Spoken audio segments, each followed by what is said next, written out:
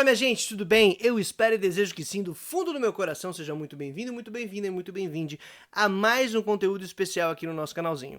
Dessa vez eu vou compartilhar com vocês a primeira aula do primeiro módulo do nosso curso de Filosofia Latino-Americana, que está lá na nossa plataforma da Hotmart. Começamos a produzir esses cursos no início desse ano e de lá para cá melhoramos bastante a qualidade na captação do vídeo e também do áudio, contudo o conteúdo sempre foi de total excelência, modéstia à parte. E se você não me conhece, meu nome é Bruno Reikdal, eu sou graduado em Filosofia, mestre em Filosofia, nessa minha especialização acadêmica especificamente em Filosofia Latino-Americana e doutor em Economia Política Mundial na linha de pesquisa de trajetórias e pensamento do Sul. Tenho uma formação em teologia, fiz seminário para ser uma liderança religiosa, em certo sentido, e também estudo e pesquiso, portanto, os evangélicos aqui no Brasil. Articulando toda essa brincadeira, eu comecei a produzir alguns conteúdos que eu acho que você vai gostar bastante. Já temos em nossa plataforma mais de 40 horas de conteúdo produzido e que seguem em alimentação de fluxo contínuo. Você pode dar uma conferida nos cursos que nós temos lá como Marx e Religião, módulo 1 e 2. O módulo 2 de Filosofia Latino-Americana está para sair em dezembro, além de um curso que auxilia com ferramentas para que você desenvolva o seu projeto de pesquisa, um curso sobre evangélicos e política no Brasil, de leitura bíblica comunitária para você que é religioso e para você que também não é, mas que gostaria de ter certos instrumentos para acessar esse texto tradicional e milenar que influencia tanto a nossa cultura até hoje, ou seja, tem bastante coisa a partir do arcabouço que eu pude desenvolver durante a minha trajetória de vida e acadêmica. Todo o conteúdo é trabalhado e apresentado de maneira bastante didática e acessível, mas sem perder rigor e qualidade, preocupação para que estejamos numa boa linha, tanto de argumentação quanto de apresentação de referências e do próprio conteúdo de textos trabalhados, além de que acessível no sentido de grana, porque é R$ 39,90 que você pode começar a acessar a nossa plataforma. Ainda tem 7 dias de garantia caso você queira fazer um pequeno teste de avaliação do nosso trabalho por lá, tá bom? Seguimos aqui na empreitada de educação e formação popular, além de distribuição dos meios de informação. Eu espero que você curta e fica aqui com a nossa aula, então. Primeira aula do módulo 1 de Filosofia Latino-Americana, na qual nós trabalhamos o livro Ética da Libertação, de Henrique Dussel. Confira, espero que você goste.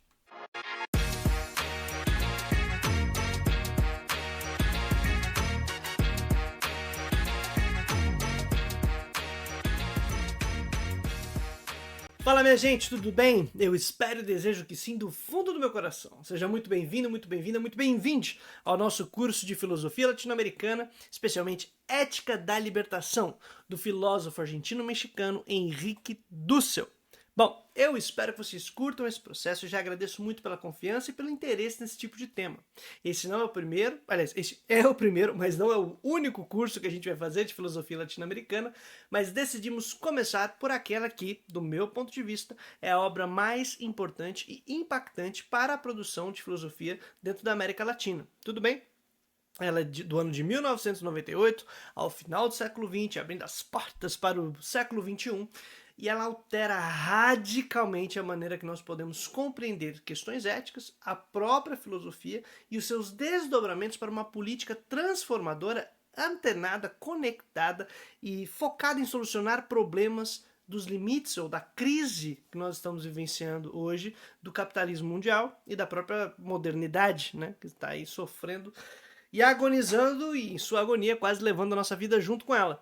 Mas isso a gente vai ver e vai discutir um pouco durante o curso, tudo bem? Só preciso indicar, num primeiro momento, que filosofia da libertação não é a mesma coisa que filosofia latino-americana. Nós vamos ver isso agora logo na primeira aula, mas é bom dessa dica, porque a filosofia da libertação é uma das expressões dentro do pensamento latino-americano e do próprio pensamento crítico latino-americano, que seria um guarda-chuva maior. Tudo bem? Uma dessas vertentes, a filosofia da libertação, que é aquela a qual pude estudar mais, conhecer mais, mas temos outras e que a gente pode explorar futuramente. De todo modo, isso depende também do envolvimento do curso, a gente poder divulgar, ter mais gente, se isso realmente chamar atenção e ter interesse pra galera, mas fica para outro momento isso daí. Bora pra aula? Bora começar a nossa conversa. Hoje, esse primeiro encontro é pra gente poder desenvolver uma contextualização da produção teórica do Dussel. Não adianta só a gente ir pro texto e discutir ele sem saber quem é o autor, de onde ele veio, como é que é a corrente que ele na verdade, é quase que um dos pais da filosofia da libertação, né? Como que originou esse tipo de pensamento. Então, entender todo esse contexto. Porque, em geral, um dos erros, e como nós vamos ver nesta aula e na próxima, da filosofia hegemonizada e que está aí amplamente divulgada nas universidades, nas escolas, que você vai ver como referência em filmes, livros, músicas e tal, ela não data, né? Ela praticamente parece que é universalizada, não tem corpo, não tem cara, não tem carne, ela não tem território, não teve tempo, né? Quando faz isso, são autores que parece que ascenderam e acessaram a universalidade, falam daquilo que afetaria a todos, e quem pensa em outros territórios, outros problemas de outro modo, seriam pensamentos particulares, né? Que não teriam aí sua historicidade, sua materialidade, essa coisa toda. E é muito curioso. Aliás, teriam, né? Quem não teria é o pessoal europeu do centro tradicional, e a galera da periferia é muito particular, específico, né? Fala de uma coisa ali que tem a ver com eles, e o pessoal que fala do centro fala para todos e a ver com todos. Vamos discutir um pouco isso, mas precisava fazer esse pequeno prelúdio, essa introdução breve, e vou compartilhar com vocês algumas telas para a gente poder não ficar só olhando para minha cara feia, senão discutindo e lendo algumas coisas interessantes. Vamos para a nossa contextualização. Cá estamos, Filosofia Latino-Americana, Ética da Libertação, Henrique Dussel. Esse camarada com uma cara de assustado, meio bravo, meio desesperado ao fundo, é o Dussel, e eu achei excelente essa foto, por isso que eu coloquei ela como nosso ponto de partida. Inclusive, é uma imagem de uma aula que o Dussel dá sobre a história mundial, que é uma coisa que nós vamos passar neste encontro, mas especialmente no próximo. Nossa primeira entrada no livro da Ética da Libertação será a respeito da história mundial e crítica, e nós vamos ver por quê. E aí a lousa dele tá toda rabiscada, é assim que ele fazia, era uma coisa maluca. Mas vamos lá, passo a passo. Quem que é o Dussel, né? Caso você não tenha nenhum contato, que eu acho difícil, porque você chegou por aqui é porque já ouviu falar alguma coisa a respeito de filosofia latino-americana, então imagino que você conheça alguma coisa.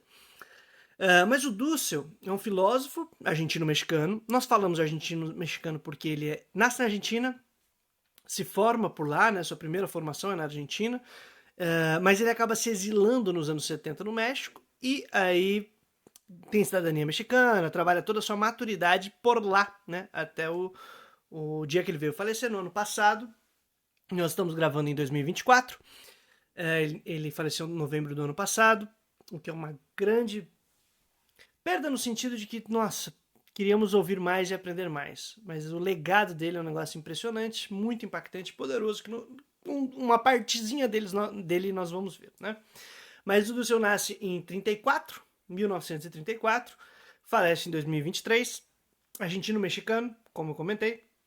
Ele se formou em filosofia, fez doutorado em história e em filosofia, na Espanha, na França, daí a gente tem uma temporada na Alemanha, e na Palestina. E essa história dele ir para a Palestina é muito doida, né? Ele ficou ali entre final dos anos 50 até o final dos anos 60 na Europa, e no meio desse caminho ele fez um mochilão para o território da Palestina. E encontrou um padre chamado Paul Gaultier. E ele conheceu esse padre, conversou com ele, não sei o que lá, e estava interessado pela tradição semita, pela cultura judaica, mas também começou a se interessar pela cultura árabe, e aí começa então a falar em cultura semita de maneira ampla e não reduzida só apenas ao grupo judeu. E aí ele começa a estudar, começa a conhecer e tudo mais, tem uma conversa muito massa com esse padre, que é um dos caras que abre os olhos dele para a questão dos excluídos da história. E aí eu vou recomendar, vou colocar aqui como materiais auxiliares, tá? E você pode dar uma olhadinha depois, tanto um artigo autobiográfico do Dussel, quanto 2 documentários que estão disponíveis para você assistir, tá bom? Que falam sobre a história do Dussel, sobre ele apresentando quem ele é, e o cara fazendo umas perguntas. Então, são 2 documentários muito legais, e aí você vai ter mais informações a respeito disso. Só vou chamar a atenção de uma coisa. O Dussel começou a trabalhar em colônias de palestinos, que estavam ali no território já invadido e ocupado por Israel, e ele começou a trabalhar com palestinos que trabalhavam na construção civil. E ele aprende árabe, aprende hebraico, essas coisas todas, E um dia ele tá conversando com o Gautier e começa a contar a história sobre... O Gautier era francês e ele começa a contar a história sobre a chegada dos europeus na América. E ele ainda chama da questão da conquista, depois ele vai mudar de nome, mas a conquista, né? E aí, como origem e tal. E ele conta de Pizarro, de Cortés, né? E no que ele tá contando sobre esses caras que estão invadindo a América, invadindo a Ameríndia, né? Ou o território indígena. E o Gautier olha pra ele e fala: Mas me diz uma coisa, quem eram os oprimidos dessa história? O Pizarro ou o indígena? Porque você tá me contando, né, essa história de uma posição a favor desse cara que tava invadindo. E que fita é essa? E aí o Dussel tem um dos primeiros estalos dele de: Nossa, eu tô interpretando a realidade a partir de quem tá violentando, né? Tem que rever um monte de coisa. E o doutorado dele na Espanha, é um doutorado em História, e é o doutorado que ele faz a respeito da... como é que fala? História da Igreja na América Latina do ponto de vista crítico. Né? Ele tenta apresentar o ponto de vista da crítica, de quem criticou a escravidão, criticou a exploração, essa coisa toda, e tenta compreender esse negócio e faz um conteúdo muito interessante. É um doutorado bem curioso. Mas bora lá. Só para comentar que ele teve essa jornada na Europa, ficou 10 anos lá e voltou. No processo de ida dele da Argentina para a Europa, ele passa no Porto de Santos, depois passa no Uruguai, que foi de navio, né? Passa no Porto de Santos, passa não sei aonde, acho que em Recife, e cada uma das paradas que vai fazendo, depois para em algum país no continente africano que eu esqueci qual era. Mas tudo bem, ele vai fazendo essas paradas antes de chegar na Europa, e cada parada ele vai vendo que o mundo ele não conhecia o mundo. E que os vizinhos dele não tinham nada a ver com a cara dele, com quem ele era, com como ele falava, como ele pensava. Ele fala, uma das primeiras comentários dele é a respeito do Porto de Santos, um calor, a galera diferente. Ele fala, meu Deus, eu não conheço nada do meu continente, não conheço nada daqui, o que está acontecendo? E ele chega na Europa e se percebe como não europeu, e ele acha estranhíssimo isso, né? Porque ele estava acostumado com a tradição greco-romana, não sei o que lá, chegou lá imaginando que ia ser muito bem inserido, essa coisa toda, e não rolou, né? Ainda mais o nome dele é Henrique Dussel Ambrosini, que é um nome, acho que italiano e outro alemão, um negócio assim. E quer dizer, ele chegou lá achando que ia estar participando desse negócio e não rolou, não rolou. Ficou mais pro cantinho, não se percebeu em sua terra, não percebeu que era o lugar dele. Então tá. Mas isso aí nos anos 50 e 60. Em 68 ele retorna para a Argentina como professor universitário, já casado também com a Johanna, que é a companheira dele, uma alemã, com quem ele se casou, teve seus filhos. Inclusive o filho dele, Henrique Dussel Peters, é um economista brilhante, estuda China. É maravilhoso conhecer o trabalho do Henrique Dussel Peters para quem gosta de economia política, economia essas coisas, porque ele é um estudioso dos primeiros pioneiros a trabalhar a economia chinesa aqui na América Latina de maneira sistemática e séria. Bom, bora lá. Então, em 68, ele volta, começa a dar aula. Em 72, ele sofre um atentado à bomba na casa dele. Fala, nossa, peraí, mas a história estava indo tão bem, o que aconteceu? Ele volta da Europa para a América Latina, para a Argentina, com um projeto filosófico dele já bem montadinho, de querer recuperar a história da América Latina e criar uma filosofia própria da América Latina. Começando pela questão ética. Então ele queria uma ética própria para a América Latina. Depois ele vai dar esse nome de Ética da Libertação. Mas isso aí já nos anos 70, 70 e alguma coisinha. Já explico por quê. A parte curiosa é essa. Ele se envolve então com o pessoal que está em defesa aí, vamos dizer, do ponto de vista nacionalista, desenvolvimentista, em prol do cuidado com o seu próprio povo, nos anos 60. E já é o período das ditaduras, ou dos conflitos que vão deflagrar as ditaduras. Nessas, o Dussel se junta às mobilizações populares na Argentina, e ele faz é convidado para falar uns negócios lá, e ele fala sobre o êxodo, né, a libertação do povo do Egito, porque o Dussel é teólogo também, esqueci de colocar isso, é filósofo, teólogo e historiador. E aí ele fala sobre a saída do povo do Egito, e fala que, tipo, então a gente tem que lutar por libertação e tal. E nisso ele já está envolvido também com a galera que está construindo a teologia da libertação na América Latina. Olha que salada. E aí, depois que ele faz isso, tem suas posições mais críticas e tal, ele sofre esse atentado à bomba tentam, explodem a biblioteca na casa dele e tal, não sei o que lá. Os filhos acham que não estavam em casa, rolou um negócio meio doido lá. E aí ele começa então, a procurar exílio e vai pro México. E consegue se exilar lá para ser professor em Iztapalapa, que é na Universidade Autônoma do México, se não me engano, Metropolitana do México, em Iztapalapa. E aí ele começa a tentar sistematizar e sintetizar o pensamento dele de até então, do que ele queria propor como projeto de filosofia.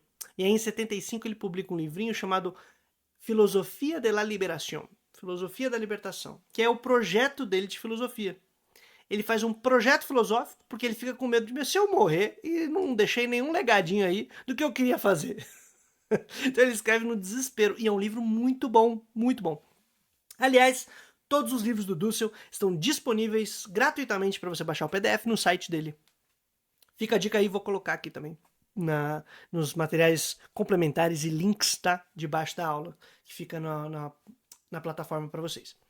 Então ele começa daí o projeto que seria realizar seu projeto autoral. Esta é a minha filosofia. E aí ele aproveita o que ele tinha produzido no comecinho da chegada dele aqui na América Latina, em que ele começou um projeto chamado Para uma Ética da Libertação, já com o nome de libertação por causa da teologia da libertação. Beleza, temos um pouquinho do Dussel, e a gente já vai retomar vários aspectos da biografia dele, mas primeiro vamos entender de onde vem a filosofia da libertação. Eu já comentei que tem a ver com a teologia da libertação. Mas a própria teologia da libertação não surge do nada. E não é só ela que utiliza esse nome. Porque a gente está na América Latina, muitas vezes está envolvido em algum debate religioso ou coisa do tipo, a gente pensa que a ideia de libertação, teologia da libertação, essa coisa toda, era religiosa, né? Era do pessoal de fé e tal. E não. O termo libertação era algo que estava muito em voga nos anos 50, 60, no mundo, na periferia do mercado mundial. Ou o que nós chamaríamos do terceiro mundo, chamado terceiro mundo.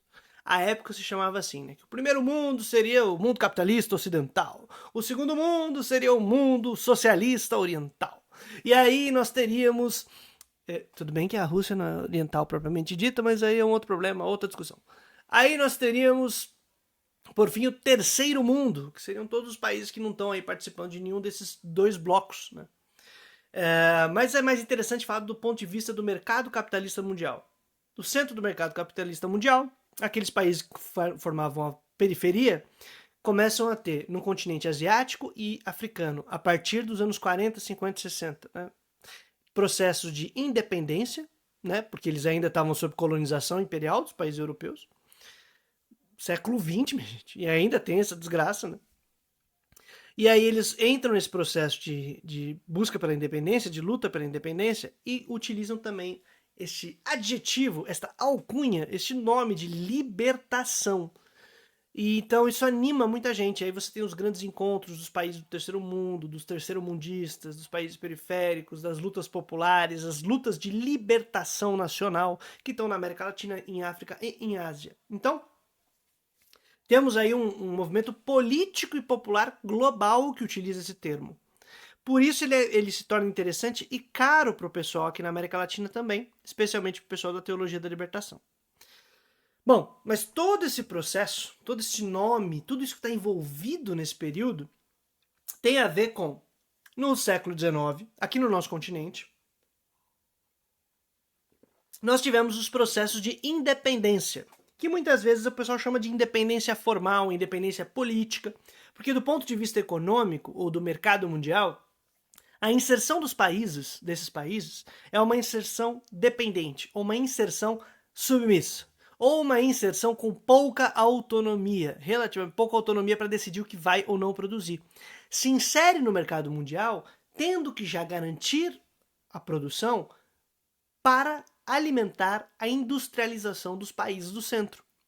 Então, nessa dinâmica, perdão, a burguesia ou as oligarquias, o pessoal que assumiu o poder dos estados independentes no continente latino-americano, eles se inserem e se organizam como elite econômica e política, conduzindo toda a manutenção da produção local para atender os países industriais de centro. Assim, eles não têm autonomia para decidir o que vão produzir, senão que vão atender às necessidades de fora. E o consumo interno fica estrangulado, né? Então você não produz para alimentar a sua população, você produz para alimentar outro território. Não só a população de outro território, mas a produção industrial de outro território, de outro país.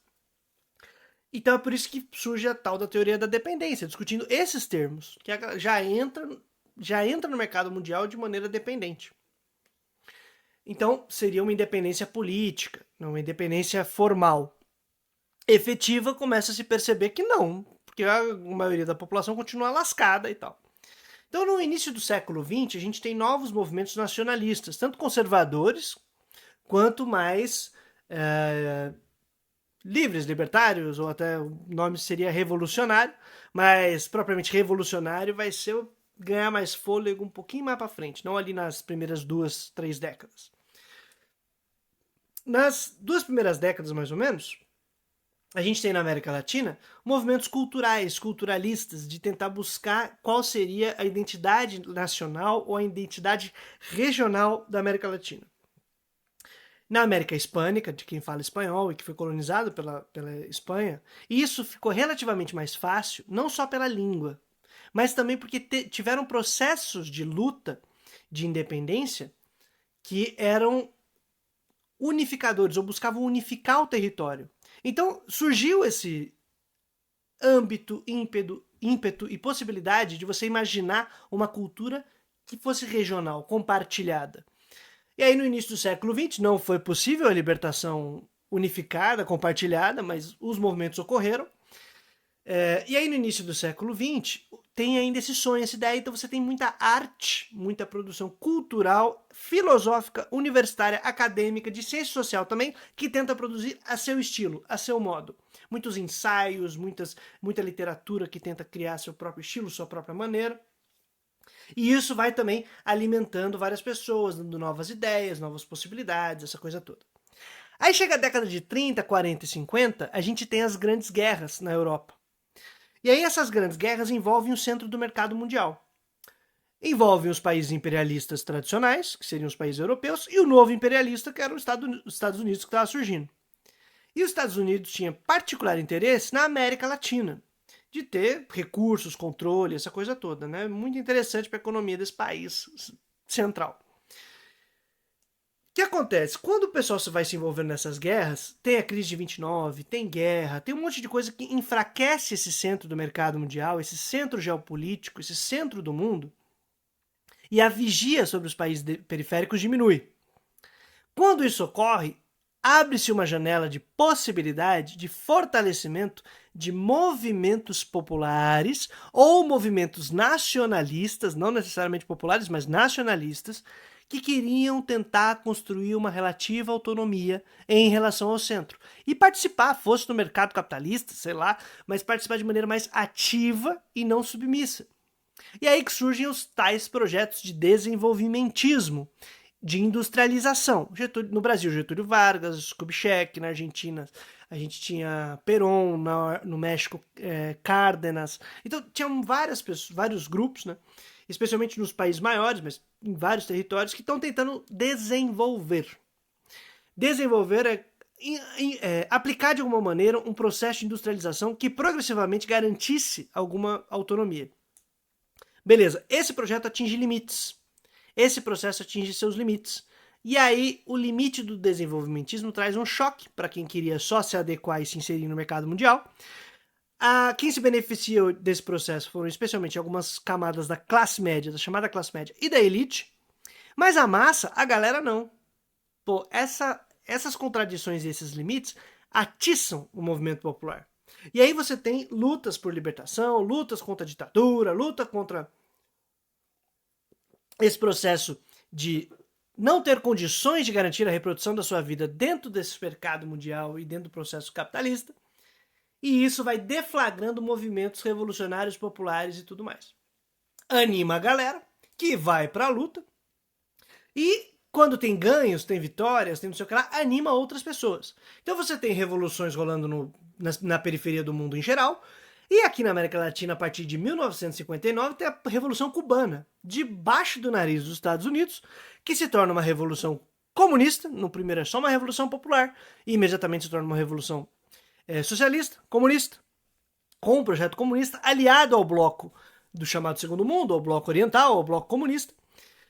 E aí, meu irmão, todo mundo pegou fogo e falou, é agora que a gente consegue também. Se os caras naquela ilha debaixo do nariz dos Estados Unidos conseguiram, a gente também consegue.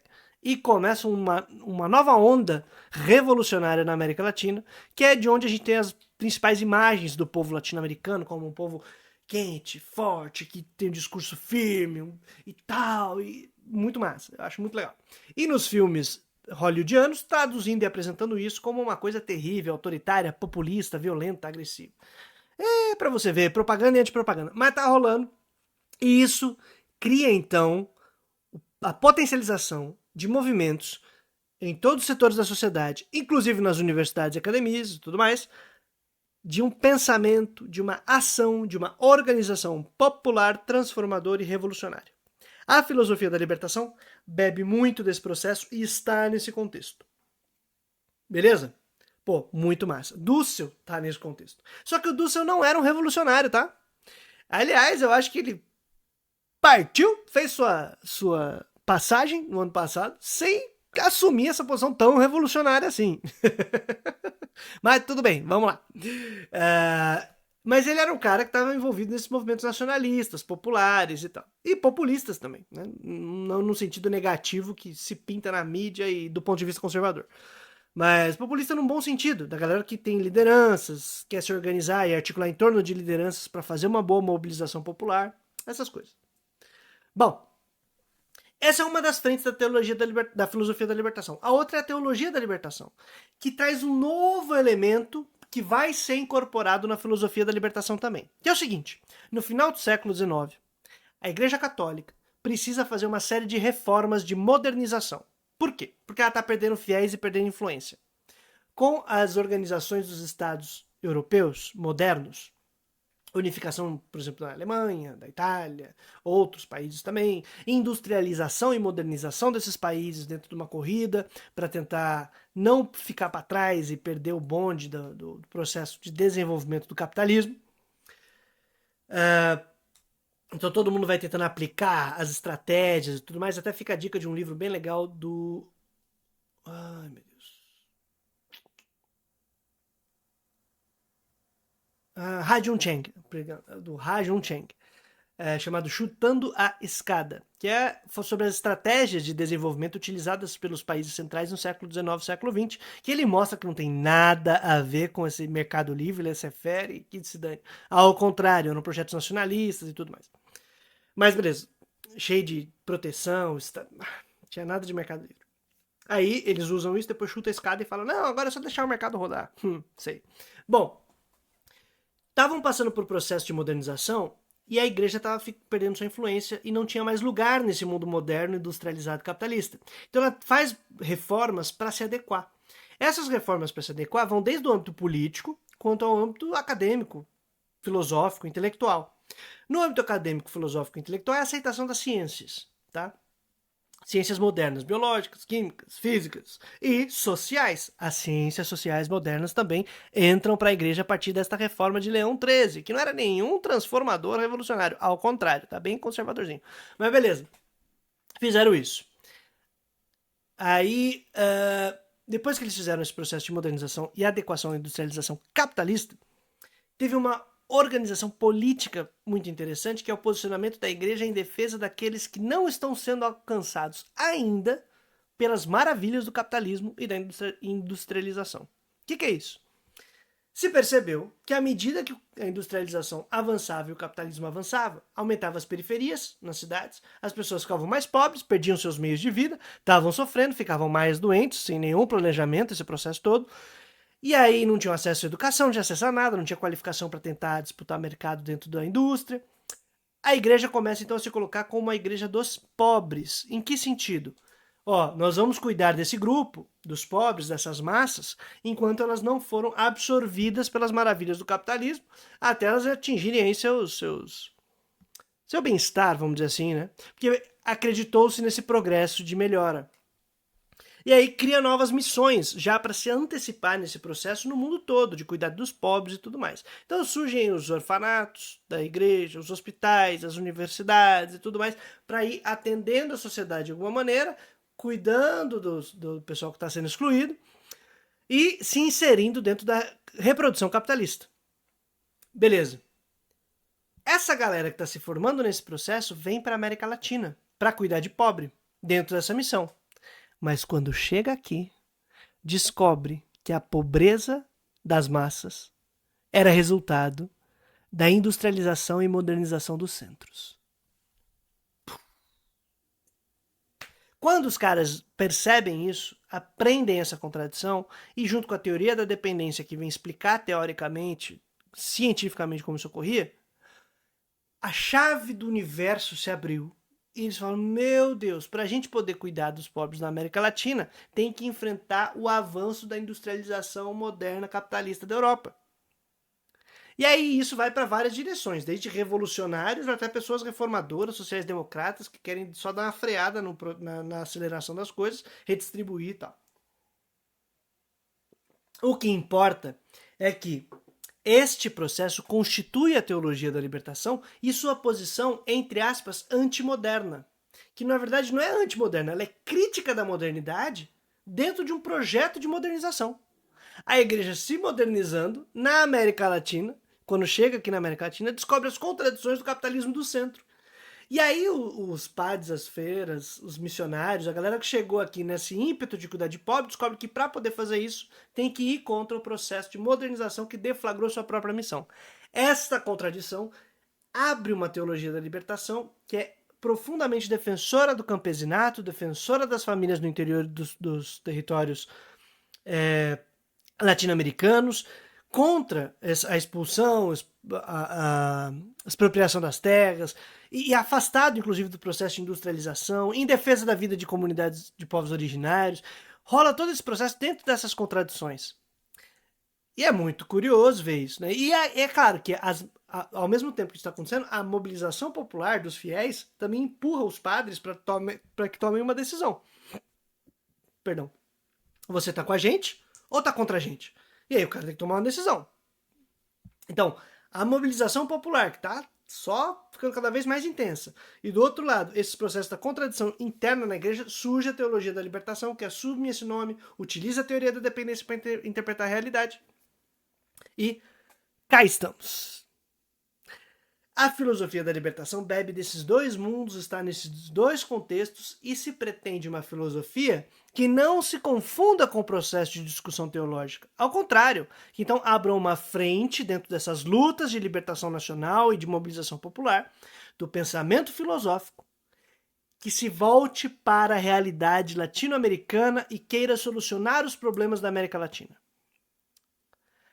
Massa, né? É por isso que eu estava comentando que a filosofia da libertação é uma das possibilidades de caminho e de corrente dentro da filosofia latino-americana, porque existem outras. Existe filosofia latino-americana que não tem nada a ver com a teologia da libertação. É pensada na América Latina para solucionar problemas da América Latina, para a realidade latino-americana, a partir disso, mas que não está envolvida nessas duas trajetórias que eu comentei, necessariamente, da teologia da libertação e não necessariamente das lutas populares dos movimentos mais radicalizados. Tem umas que sim, mas não estão na teologia da libertação, então é um outro tipo de pensamento crítico. Tem outras que não.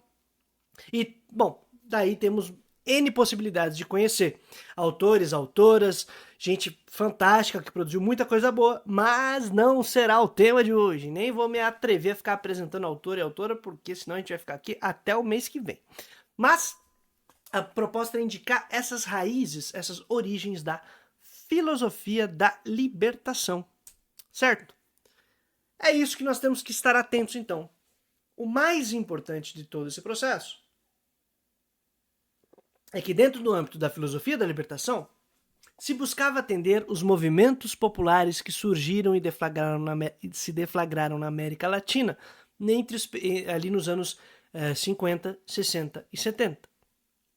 Luta pela terra do MST ou de outros movimentos camponeses, campesinos, luta de operários na Bolívia, no Peru, no próprio Brasil, na Argentina, E cada vez mais avançando para tentar responder aos problemas da realidade latino-americana. Só que aí, a partir dos anos 70, a gente já está começando a falar de uma Guerra Fria que está intensa, né? Anos 60, 70, Guerra Fria comendo solta. Então, a necessidade de você tomar posições te empurra para um polo ou para outro. E, obviamente, dentro do âmbito da filosofia da libertação, mesmo que o ser humaninho não fosse marxista nem nada do tipo, ele seria taxado como subversivo. Está debaixo de ditadura apoiada pelos Estados Unidos, está nessa condição, está sendo contra a ordem vigente, contra o capitalismo, contra a modernização capitalista guiada por ditaduras latino-americanas, está indo contra esse processo subversivo. Seja você revolucionário, comunista, socialista, marxista ou não. Então, o apoio aos movimentos populares faz com que a filosofia da libertação e outros tipos de filosofia de pensamento crítico sejam perseguidos duramente. Tá aí o atentado à bomba que o Dussel sofre. Então, na década de 70, Dussel sofre esse atentado, é perseguido, tem amigos que são assassinados, muita gente é torturada e tudo mais, e ele narra isso, inclusive, em alguns livros dele, dedica alguns livros para esses amigos, amigas. Então, é um processo muito duro, muito violento, que forja as linhas da teologia, da filosofia da libertação. Foi mal. Da teologia da libertação também, porque no começo elas estão muito juntas. Depois dá uma afastada maior, tá? A filosofia da libertação, especialmente, graças a essa relação com a teologia da libertação, surge em movimentos especialmente católicos, mas progressivamente vai se laicizando. E isso era uma proposta dos próprios fundadores. Né? Não queriam ser rechaçadores da religiosidade nem da religião, tanto que trazem muito da religiosidade para a própria filosofia, mas também não queriam se apegar a uma filosofia religiosa, ao contrário, que é produzir uma filosofia como instrumento para qualquer pessoa que queira solucionar problemas próprios da realidade latino-americana. Então, esse é o processo de revoluções e contra-revoluções que nós estamos vivenciando no continente latino-americano. E entre revoluções e contra-revoluções, nós temos o amadurecimento do pensamento crítico no nosso continente. Isso é muito importante da gente considerar, tá? Porque mudanças de posição, melhores perspectivas ou perspectivas alternativas, todo esse processo que vai ocorrendo, ele não ocorre do nada só porque o cara prefere uma ideia ou outra. Ah, eu acho mais legal isso aqui, é mais coerente só. Ah, isso aqui ficou mais bonito. Ou, como normalmente se fazia na filosofia acadêmica mais tradicional, e se faz até hoje, mas isso é um outro problema.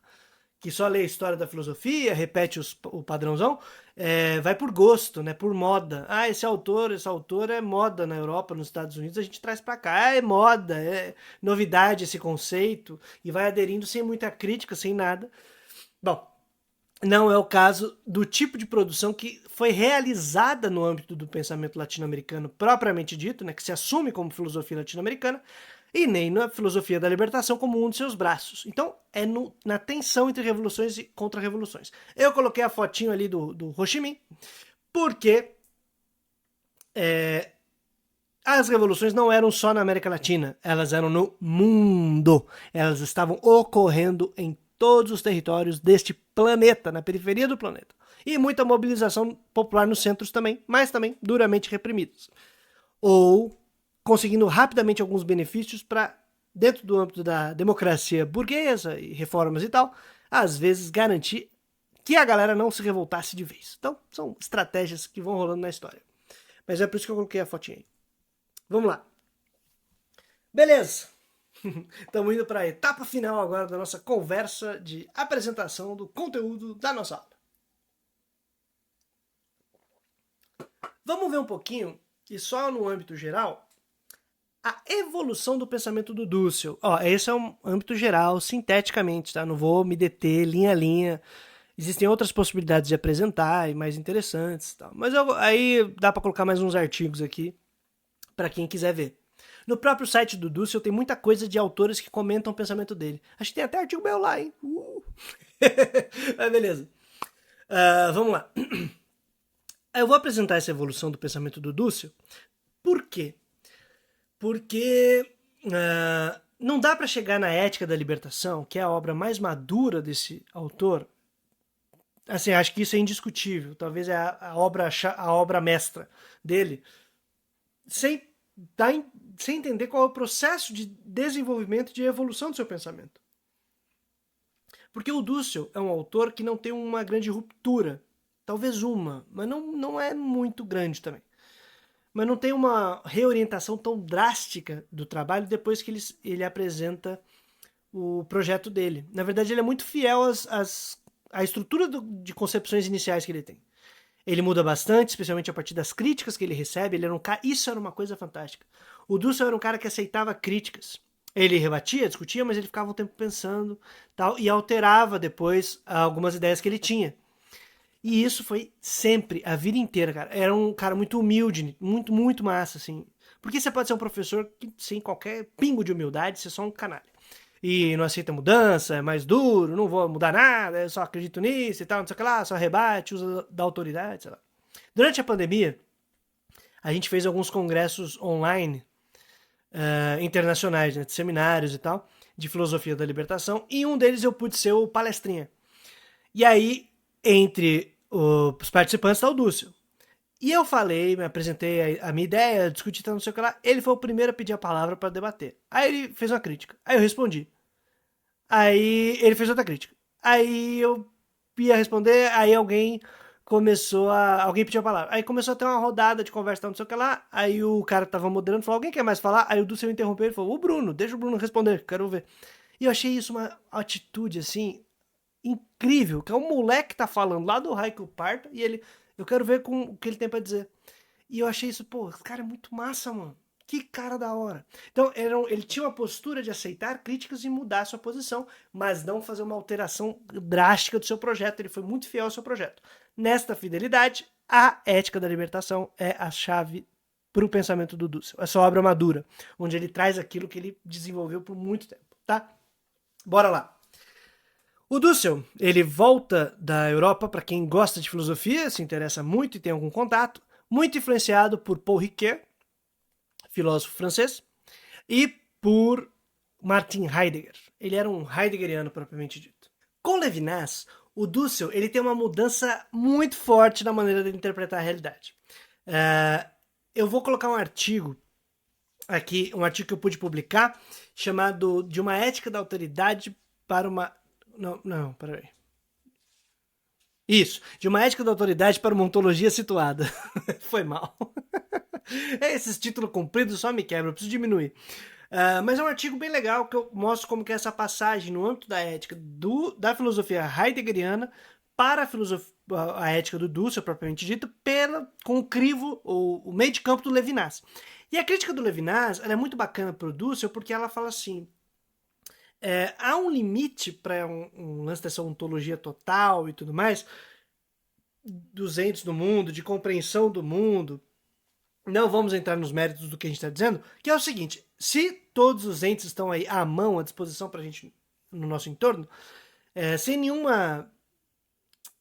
cuidado de distinção desta realidade, a gente tem um problema. Porque quando você olha para outra pessoa, outro sujeito, para o outro que não é você mesmo, ele também é um ente à mão, à disposição. E isso chama a atenção do Dussel. Ele fala, não, eu não posso fazer isso, cara. Não posso olhar dessa maneira. E é curioso porque o Levinas é o quê? O Levinas, ele é muito influenciado pelo Heidegger, podemos até considerá-lo um discípulo do Heidegger, crítico de Heidegger, muito crítico de Heidegger, e que foi como é que fala? Foi um cara preso num campo de concentração, Stalag B. E quando ele foi preso no campo de concentração, ele teve um trabalho de tradutor, porque ele era um intelectual, cheio de não sei o que lá. E o trabalho dele era ser tradutor de alguns textos. Como trabalho forçado, essas outras coisas, ele também passou por isso, mas especialmente ele era usado dentro do âmbito intelectual. E ele, dentro do campo de concentração, teve várias crises, várias coisas, e uma das coisas que chamava atenção é que os soldados não viam ele como pessoa. Não via ele como outra pessoa, via ele como qualquer coisa, como extensão deles mesmos, porque podia fazer o que eles quisessem, né? E nessas ele produz uma filosofia crítica, profundamente ética, influencia o Dussel, e aí o Dussel começa a utilizar uma coisa do Levinas, que é o mais importante aqui pra gente nesse momento, a distinção entre o mesmo, o eu, e a alteridade absoluta do outro. O outro não é uma extensão de mim mesmo. Ele é outra pessoa, outro sujeito, que vem até mim, não sou eu que tenho controle sobre ele. Pode me surpreender a qualquer momento. Está numa, entre aspas, liberdade total, vamos dizer assim. O outro decide, meio que algumas coisas, dependendo de suas ações, a minha reação. E eu, dependendo do que eu faço, decido sobre a vida do outro, mas é outra pessoa. Então, essa distinção radical entre o mesmo, né, um sujeito inicial, e o outro, a autoridade absoluta, faz com que o Dussel comece a aplicar isso em sua própria filosofia, inclusive para interpretar a América Latina em relação à Europa. A Europa como o mesmo e a América Latina como outro, absolutamente outro, mas que do ponto de vista da Europa era só um objeto à mão. Muito massa, né? Pois é.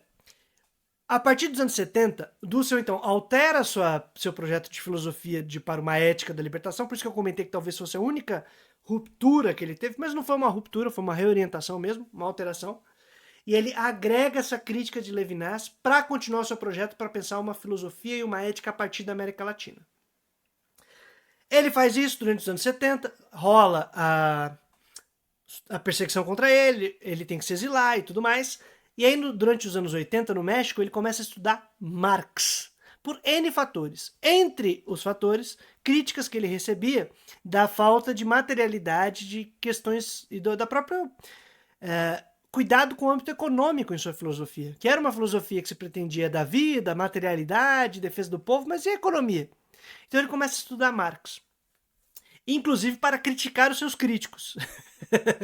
Então ele é um dos primeiros caras na América Latina que faz Marx capa a capa, no original. Indo para o instituto lá, Marx Engels, que acho que fica em Amsterdã, não sei o que lá, estudar o que tinha de disponível para ler sobre Marx. Fez várias traduções inéditas, vários, se torna propriamente um marxólogo, vamos dizer assim, mas muito criticado também porque se diz que existe o Marx do Dussel, né? A maneira como Dussel lê Marx, porque ele aplica muito da filosofia que ele tinha como bagagem para entender o próprio Marx, então isso cria uma nova maneira de interpretar o próprio Marx. Mas é um cara muito original, muito diferente e que recupera Marx, num período que estava sendo combatido o estudo de Marx e até sendo arrefecido já nos anos 80. Nos anos 90, então, nem se fala. Ninguém mais estava falando em Marx, mas Dussel ainda estava lá. Só que nos anos 90 tem uma nova abordagem do trabalho, que é uma discussão de Dussel com o pessoal da chamada ética do discurso, que seria o Karl Otto Appel, na Alemanha, e o seu discípulo, Jürgen Habermas. E aí o Dussel discute com os dois, debate com os dois, e com outros autores, como Richard Hort e Giovanni Vattimo, de Richard Hort e o pragmatismo estadunidense, né? Que também influencia bastante o Dussel, e essa é uma parte que me interessa muito no pensamento do Dussel. Mas aí eles têm debates, têm discussões que se chamam diálogos norte-sul, em que eles começam a ter encontros regulares entre filósofos, autores do norte, filósofos, autores do sul, e fazem seus debates, suas críticas e tal. Esse processo é um processo muito bacana. E nos anos 90 tem uma outra coisa importante, que é a questão dos 500 anos de memória da invasão europeia, que o pessoal chamava 500 anos de conquista. A comemoração dos 500 anos de conquista, e o pessoal da teologia da libertação, da filosofia da libertação, do pensamento crítico latino-americano, foi contra isso. Vocês estão malucos que vai comemorar uma invasão? E aí tem uma parada legal, que é uma nova interpretação desse próprio processo da história, o que também influencia bastante o Dussel, em um livro muito curioso chamado 1492, em que o Dussel vai expressar uma tese muito forte que vai aparecer na Ética da Libertação, que é: em 1492, a modernidade é fundada, ela efetivamente começa a existir. Essa tese nós não vamos avançar hoje, mas guarda isso. Em 1492, a partir da invasão, seria a fundação, o surgimento, o início, marco zero do surgimento da modernidade. Beleza? Então tá, isso a gente vai ver na próxima aula. Dentro desse âmbito, desse processo evolutivo da obra do Dussel, Heidegger, Levinas, Marx, a questão da reavaliação da história a partir de 1492 e os diálogos norte-sul, com a galera da ética do discurso, na Alemanha especialmente, vem a ética da libertação como um refinamento, uma sintetização e um apanhado de tudo que foi produzido antes. E aí chega aí essa pedrada que é a orientação do nosso curso. Então, por que nós estamos vendo isso? Porque a partir do nosso curso nós teremos uma orientação básica, que é entender a ética como um ponto central na produção filosófica e, junto com isso, para a existência de uma orientação, compreensão, suposição, conteúdo ético qualquer, há, em primeiro momento, uma compreensão de quem é o ser humano. E isso a gente vai ver nos próximos 2 encontros. Isso aqui é só aquela chamariz para aquilo que a gente vai ver. E aí, essa é uma citação do Dussel de um livro chamado El Humanismo Semita, que eu comentei com vocês. Ele teve aquela passagem dele lá pela Palestina, ficou muito influenciado pelo pensamento semita. Escreve um livro não traduzido para o português ainda, El Humanismo Semita, de 1968, em que ele fala o seguinte: é evidente que o mundo ético se funda sobre uma antropologia. E aqui antropologia não como ciência ou disciplina, mas compreensão do ser humano a respeito de si mesmo. Os pressupostos, a estrutura antropológica determinam a moral. Isso vai ainda ganhar mais um aspecto que determina moral e ética. E, num terceiro momento, política, que é o que a gente vai ver. Mas os pressupostos, a estrutura antropológica, ou seja, o pressuposto que a gente tem para pensar as coisas é uma compreensão a respeito de nós mesmos, determina a moral, a ética e tal. A política e a ética semitas se originam de um monismo antrópico. Por que eu estou dizendo isso? A ética e a política semitas se originam de uma maneira de compreender o ser humano sem dualismos. Mas, como a gente vai ver, e se você pensar um pouquinho, se você rapidamente dá uma repassada na sua cabeça sobre valores que você tem, concepções morais, concepções éticas e autores, autoras que você conhece que falam sobre ética, provavelmente em toda essa estrutura há uma distinção dualista entre corpo e alma de alguma maneira. Ah, não é corpo e alma, é mente e coração, mente e sentimentos, afecções e percepções, sei lá, sempre tem uma divisão entre essas coisas.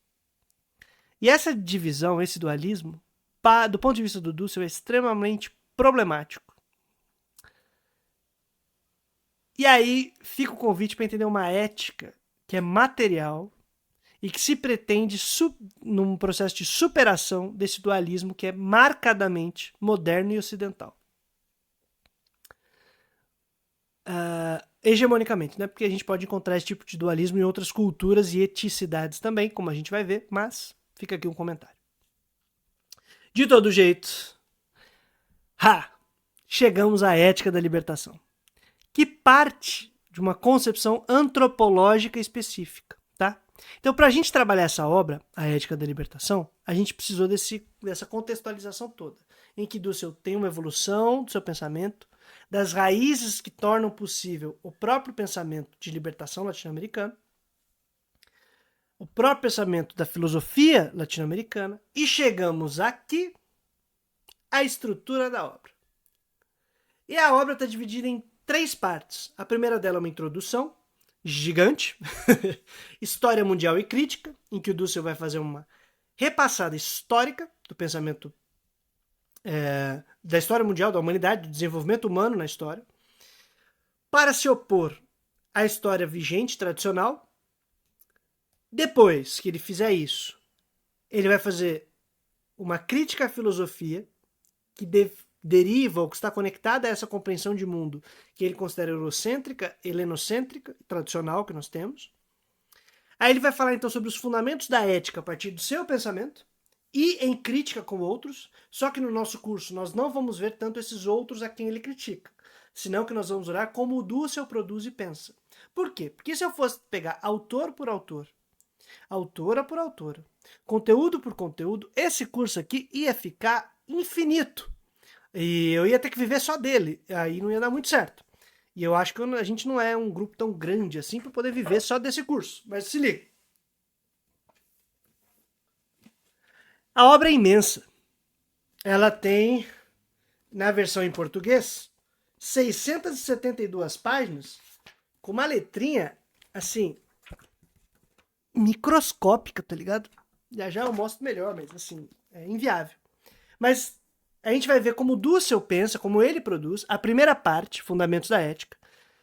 A gente vai passar para a introdução História Mundial e Crítica, a primeira parte, Fundamento da Ética, e aí a gente vai ver a segunda parte, que é a Crítica Ética, que é a passagem já do Dussel de uma ética para uma política, e o que ele quer fazer é legitimar as lutas populares, as lutas dos excluídos, de um ponto de vista novo, ou de um ponto de vista que não incorra nos mesmos vícios e problemas que reforçam as relações de dominação a partir da modernidade, do capitalismo, do eurocentrismo vigente.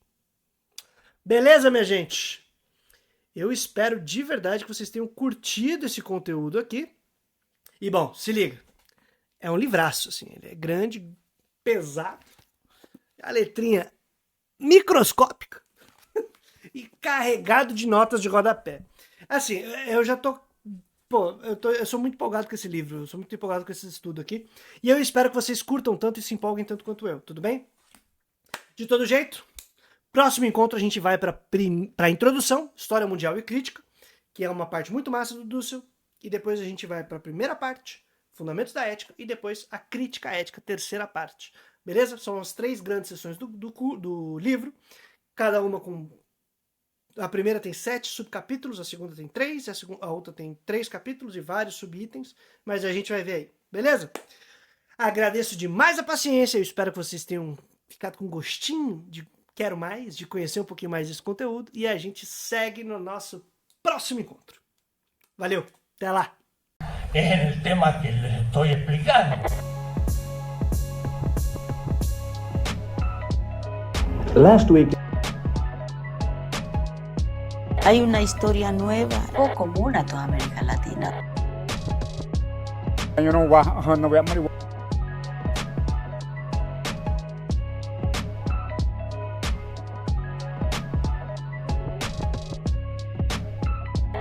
Una ética en la liberación. ¡Hasta la victoria! Final.